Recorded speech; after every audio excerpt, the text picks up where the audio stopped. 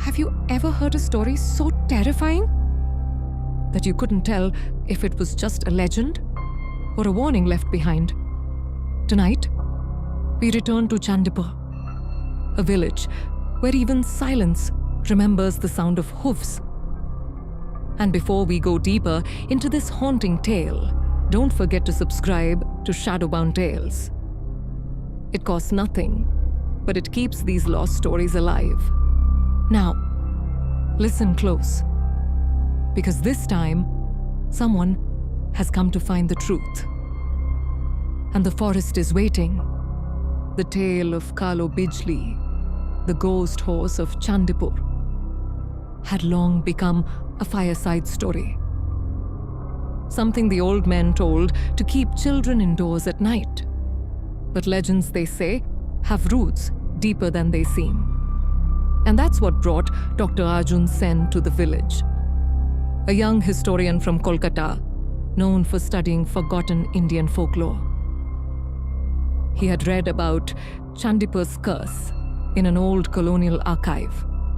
A handwritten letter dated 1892, where a British officer claimed to have heard the horse without the rider. Arjun thought it was superstition until he arrived in Chandipur. It was dusk when his jeep rumbled into the village. The air was thick with the smell of wet earth and something metallic, something that lingered too long. Old villagers watched him from behind half-open doors, as if afraid his shadow might bring the gallop back. When he asked for a place to stay, the tea stall owner, a hunched old man named Nimai, looked up slowly and said, "There is a hut near the pond, but don't step out after midnight. The horse still rides." Arjun smiled. "It's just folklore, uncle. I'm here to study, not to fear." Nimai's eyes didn't smile back. "Folklore? Then pray it stays that way." That evening, Arjun walked towards the old pond, the one where Dilip's footprints had once ended decades ago. The forest loomed around it like a crown of shadows.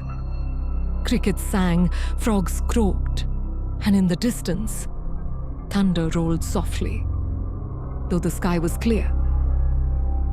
As he noted his observations, his flashlight flickered. The air turned cold, and then he heard it. A single hoofbeat, then another, slow, rhythmic. Closer Arjun turned, his breath misting. The fog thickened, wrapping around the trees. And there, across the pond, stood the black horse. Its mane flowed like smoke, and though it stood still, the sound of chains scraping mud echoed all around. He whispered to himself, "Impossible." Then a voice, low, echoing, like it came from under the water. "He never left." The horse neighed violently and vanished into mist. The next morning, the villagers gathered near the pond, whispering in fear. Some said they saw lantern light moving across the forest all night. Others claimed they heard the old zamindar's name whispered on the wind. When Arjun asked Nimai about the phrase, "He never left," the old man refused to speak. He only handed Arjun a piece of old cloth, tattered, blood-stained, with a symbol embroidered in gold.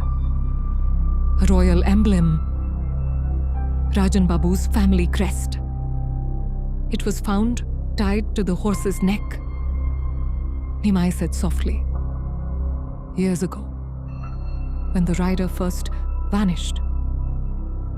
Arjun felt a chill crawl down his spine.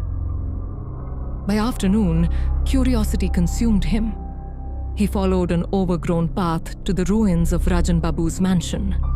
its arches crumbling, its doors devoured by vines. Inside, dust lay thick as snow. Old portraits stared down from the walls. Their eyes faded, but their presence sharp. In the center hall, he found a stable door, chained shut from the outside. The padlock was rusted, but recently disturbed. He forced it open. The smell hit him. Rotting leather, damp straw, and something burnt. Inside was the skeleton of a horse. Or what was left of one. Its skull was cracked. And beneath it, Arjun found a torn piece of saddle leather, with words carved crudely in Bengali. He rides still. That night, as rain began to fall, Arjun set up his recorder outside the hut. He was determined to capture proof. Hours passed. Only the sound of rain. Then, the faint rhythm of hooves began again. He turned on his camera. The lens caught the fog, thick, swirling, alive. And from within it came the sound of chains. The camera flickered. And for a moment, a figure appeared. A man, drenched, sitting atop the black horse. His face was hidden under a tattered turban, but the eyes glowed like dying embers. The horse reared, and both vanished into the downpour. When Arjun reviewed the footage later, the screen froze on a single frame. The rider, leaning forward, whispering into the lens. "Tell Rajan? I found him." The same words that Dilip heard. Decades apart. The villagers found Arjun's hut empty the next morning. His jeep was still parked, the engine cold. Only his camera remained. No one dared play it. Until one day, Nimai's grandson, a curious boy, pressed the button. The screen flickered. Static. Then the faint sound of hooves. And from somewhere far behind the camera's view, a voice whispered, "He rides tonight." The boy threw the camera into the pond. But even now, on stormy nights, the villagers say the pond ripples, as if something beneath waits to rise again. If this tale made your heart race, wait until you hear what's next. Because in the next episode, we'll follow another haunting from the same region, a story called The Static Channel, where a forgotten television station begins to broadcast voices of the dead. So don't miss it. Subscribe to Shadowbound Tales. You've already come this far into the dark, and your one click gives me the will to go deeper, into the places where folklore becomes fear. Good night, and remember, some stories don't end when the telling stops.